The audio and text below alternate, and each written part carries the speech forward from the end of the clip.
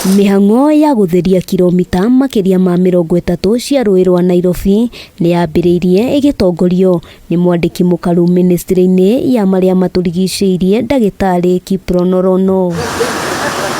Matanya ma ministry no ni kugacirithia utheru wa gikiro kia iguru njũĩ-inĩ mukana MURURU ukirutirwo andu aria makoretwo monereirie miberethi ya gũte gĩko gĩa CIORO rũĩ-inĩ kuona ni megukinyukirio makinya maria magĩrĩire ma KIWATHO. Will be removing structures which are illegally constructed in those particular corridors to make sure that we retain and maintain this river. Oritie muingi kugia na uigĩrĩrĩki na kuiga utheru wa gĩkĩro kĩrĩa kĩagĩrĩire njũĩ-inĩ nĩguo kũrigĩrĩria mĩrimũ ĩrĩa ĩngiumana na gĩko na ningĩ kũrigĩrĩria mũrukĩ mũru ũrĩa kaingĩ ũkoretwo kiuma rũĩ-inĩ rũrũ. Supposed to have what we call pre-treatment facilities and the water which goes to the river must be clean. We intend to put up that infrastructure so that in future everybody, all the residents of Nairobi will have adequate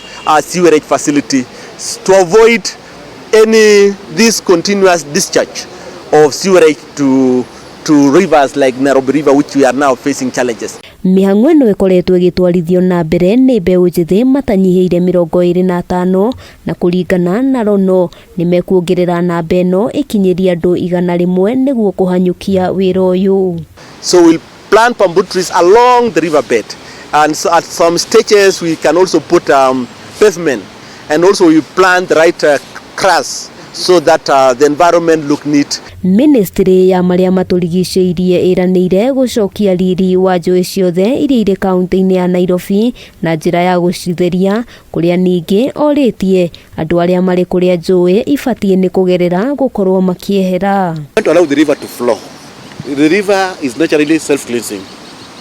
What makes it dirty is our behaviors as Nairobians. Rũĩ rwa Nairobi nĩ rũmwe rwa njũĩ iria ikoretwo igũmĩirwo nĩ ũingĩ wa gĩko na kũruta mũrukĩ mũru ona thengia wa gũkorwo rũgĩtherio mahinda kwa mahinda. Handũ-inĩ ha Kameme TV, rĩtwa rĩakwa nĩ Wambui wa Njũgũna.